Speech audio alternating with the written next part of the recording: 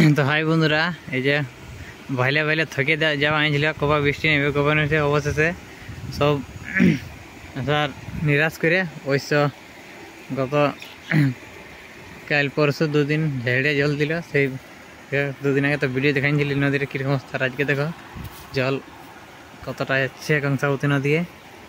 এই দেখো, তাও গত বছরের মতন নাই এখনো আছে, যতটুকু এসেছে দেখো তাও মোটামুটি কাজে লিখবে কি।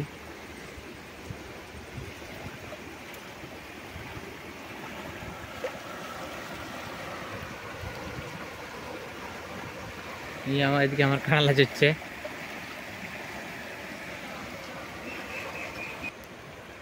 এদিকে ওইদিকে দেলঘাটার ব্রিজ জুম করে দেখাচ্ছে, দেখাচ্ছে ব্রিজ।